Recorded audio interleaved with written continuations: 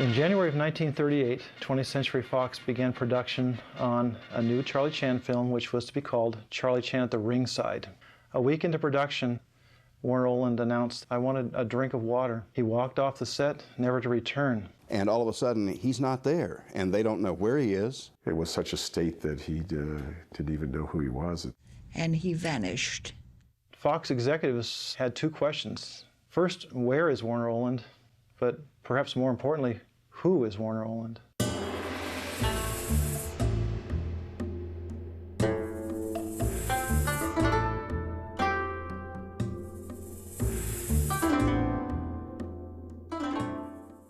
Uncle Warner, who in the family was Uncle Jack, that's how he was known, was a very fine actor, and a lot of people today don't know that his career went well beyond the Charlie Chan films. The Oland family was Baptist from Umeå, Sweden, a country that was predominantly Lutheran and still is today.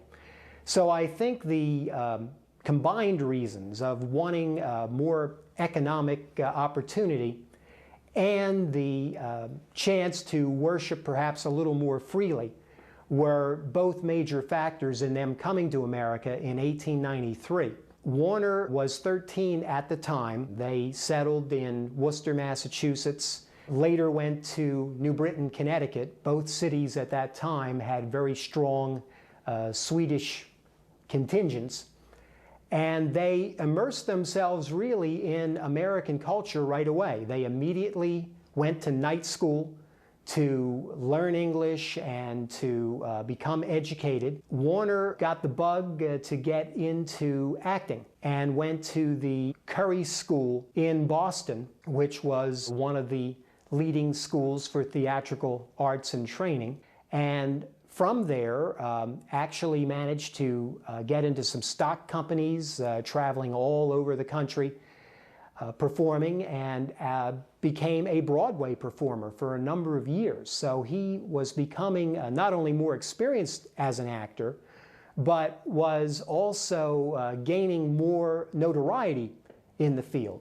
Warner met Edith in 1907. Edith was about 6 years older than he was. Edith Sharon was from a very prominent family, and her father was a New York State Supreme Court justice. She was putting on a one-act play at, I believe, the same theater that he was also working on a production. They met, and within 3 weeks they were engaged and soon married. They were both the types of people who were quite worldly. He really was a little more cerebral than the average actor. Their marriage is an idyllic meeting of minds between two kindred intellectual souls. The Olands never had children. Edith was in her late 30s, I think, already by the time they had married. Warner and Edith are credited with translating the Swedish works of Strindberg. He and Strindberg were friends, and Strindberg, who of course had a wonderful international following, was in the midst of writing a number of works that my uncle translated into English and helped to broaden the market for Strindberg's plays. Warner was fluent in Swedish and was the primary translator. They made quite a bit of money from these translations, and it was enough for them to buy their first house in Southborough, about half an hour outside of Boston, and that became their country retreat for them. In about 1915, he had the opportunity to break into films, which of course at that time was still a very young industry, and he made some silent films, usually playing the role of a villain. Patria marked Warner Oland's first appearance as an Asian character, and it must have registered at some level because in the films over the next 10 years, half of his roles were as some sort of vaguely Asian character. It was interesting that that helped set the pattern for his career in the upcoming years. Many of these were early negative stereotypes of the evil, menacing Asian character. By the early 20s, there were examples of problems on the set popping up. In fact, for one production, the assistant director was assigned the job of finding Warner when he would disappear for a period of time and couldn't be found. He actually made the first sound film ever made, first Vitaphone film, which was Don Juan in 1926. And then the following year, he was in the first talkie, The Jazz Singer with Al Jolson. In The Jazz Singer, he has, I believe, just a single spoken word in which he says stop. Stop. Stop. To Al Jolson when Al Jolson is singing. I always thought that was, it's an interesting sort of little footnote thing to your career. And I entered Talking Pictures by saying stop. And then the film just went, soundtrack goes entirely dead. Was anything but stop for his career to develop into, back into a talking actor. He made the transition very well. And it seems that in his life, he was able to immerse himself in whatever roles he was doing and take that very seriously. While the number of actors who had started working in silent films alone had no training in, the theater. Of course, Warner had a great deal of experience in the theater. He stepped into the new talking picture era quite well, and he remained in high demand as an actor and continued working in several films a year. Warner, in his earlier days, was someone who was very outgoing, someone who loved life, was just as happy chopping wood on his farm in Southborough, Massachusetts, as he was making a picture in Hollywood. He and his wife were really more interested in things like painting and literature and other areas that perhaps the average actor in Hollywood really wouldn't have had too much interest in. Those were probably the happiest days of their lives before he actually became so famous as Charlie Chan. I think those days where they would retreat up to the farm in Massachusetts were the times that they seemed to be the happiest. He didn't really get into the social set of Hollywood, and he would only stay in Hollywood during the actual production of the picture that he was in at that time. It wasn't until 1931 that he began making the Chan movies, but of course that is what he is best known for today and well remembered. The producer, John Stone, was interviewed, and he was asked if Warner Oland had occurred to him as a good choice for Chan. He said it never occurred to him. Warner was well known for doing Asian roles, but they were a very different sort of character than Chan. They tend to be the villain of the piece, and of course Charlie Chan was just the opposite. He's pleasant, he's polite, he's everything you think the world should be like in this one character, and the fact that he can go around the world, interact like this, does make the films feel very hopeful. Warner at various times expressed displeasure with the status of his contracts he had in Hollywood and his salary, and was not shy at all about renegotiating contracts when he felt he had the means to do so. I think his initial salary would have been around $10,000 a picture, and he renegotiated that upwards. His later films, he was making $30,000 a film. I think that he felt that there was a need for more social justice, and certainly in the acting community, there was a need for standard wages, better health care. He was one of the founders of the Screen Actors Guild. We're in 1933. We have the brand new Screen Actors Guild first public meeting in October at the El Capitan Theater, and who is up there signing his application to join the guild? Warner Oland. Here was someone who was perhaps a little ahead of their time when it came to social justice, trying to make sure that that actor in a bit part was going to be properly compensated for and get some recognition along with the movie stars of the day. Whereas some actors do not like to be stereotyped by a certain role, it did not seem to trouble him in the least that he was thought to be Chinese by the mass numbers of the viewing public. Oland absolutely adored that character, adored playing that character. There doesn't seem to be any sense that he felt like he had been typecast, that his career was over because all he could play now was Charlie Chan. He felt that the Chan character was such a positive image as an American, let alone as a Chinese American. This was something that he was totally comfortable with, and he would study Chinese philosophy and Chinese writings. 오늘 회수용 공식 도제.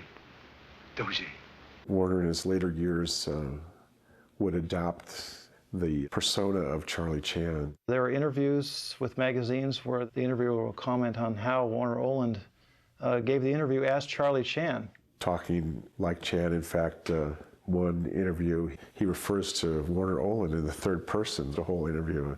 He took a trip to China and visited Shanghai, Peking, Hong Kong. As a matter of fact, I have a postcard that he sent back to my great uncle Carl, his younger brother, from Hong Kong. But it was interesting when he was greeted there by some of the Chinese officials. Many actually thought that he was Chinese. That became his alter ego. For the rest of his life, as I say, from maybe 1935 until his death in 1938, he really became Charlie Chan. He just enjoyed playing that so much that he didn't like to leave it. Whether that was some sort of method acting, I don't know, but it seemed to be more than that. And one kind of gets the sense that, you know, for all Oland's success, huge salary, servants, homes, travel, that there was just something missing that maybe he didn't know quite what from his life that he felt that being the Chan character gave to him. In the mid-1930s, until the end of his life, he did, in a sense, lose himself into the character. He came on the set in the morning. He was very quiet. He stayed by himself, and then we shot all of his close-ups first. Some of the early Chan directors have been quoted in interviews as saying that they encouraged Warner to have a bit to drink before his performance. They thought it loosened him up, made him a little less stiff, more natural, and also gave him a little bit of a hesitancy in speaking that would be appropriate for you know, a character who was speaking English as a second language. Scotch. Yours? Sarsaparilla. What'd you say? Sarsaparilla. No ketchup. I'm afraid you'd better follow a bad example. Scotch, too. Chop, chop. You don't have to drink it, you know. He drank with chasers, and they both were alcoholic. All of his setups were done first thing in the morning. Then it got to be about 11 o'clock. He might just as well go home. He was so out of it that he could barely see, and the director basically propped him up and told him to speak towards the sound of his voice and to say his lines, and they would get through the shoot. I think his drinking had become a very serious problem by the late 30s. In 1937, Warner's wife, Edith, separated from Warner. That was a major problem in the fact that she was something of an anchor in his life. They had been married 30 years. And I think when she separated from him, that turned him even more to alcohol. And unfortunately, I think he spiraled downward much more quickly. His increasingly heavy drinking may have gotten to a point where he didn't distinguish greatly between himself and the character. Warner Oland was fighting a lot of internal demons. To have Warner Oland be on the set of this film, Charlie Chan at ringside, and just leave the set ostensibly for a drink of water and then just vanish on them had to have been a significant blow to the stability of what's going on at that studio. And all of a sudden, he's not there, and they don't know where he is. And of course, they have no idea as to whether, you know, will the public ever take to another Chan. Through professional help, Warner Oland regained his health to the extent that he was able to sign a new contract with 20th Century Fox. The studio did sign Warner to a new contract, but agreed that it'd be a good idea for him to return for a visit to Europe and to Sweden. Why he would want to travel to a place that was becoming trouble, the skies were darkening with clouds of war, Warner Oland answered, in character as Charlie Chan, "Honorable Papa, have appointment to see blossoming trees in Florence." He made his way up to northern Sweden, where he was originally from, and was the guest of honor. The whole town was waiting for him, and it was a big event to the people there. He seemed to be very happy at that point, getting back to his roots. Warner Oland became ill while in Stockholm, developed bronchial pneumonia. His years of heavy drinking could not have helped his ability to cope with that. She was preparing to go to Sweden when she found out he had been hospitalized. So perhaps there could have been a reconciliation between them had he lived. Warner Oland wanted to be buried in his native Sweden. However, Edith Oland returned Warner Oland's remains to the United States. His life had made something of a full circle. He had left Sweden at age 12 many years ago in his life. And this probably gave him some comfort to be back home in a lot of ways, where he could again be Warner Oland. And also think that perhaps he died with a measure of peace. He's probably my #1 series detective. He was the consummate actor. He was a delightful gent. A pioneer in the silent era, a pioneer when it came to bettering the relations of Chinese Americans and how they were viewed in this country. No Chan that follows him is that warm. You really feel like he's someone you would like to be around, you'd like to know him. And watching Charlie Chan at Monte Carlo is something of a bittersweet experience, knowing that this was the last film that Warner Oland would make as Charlie Chan, or in fact the last film he made at all, as he passed away not too long after this. And Charlie Chan is saying goodbye, and in a way, that was Warner Oland saying goodbye to all of us.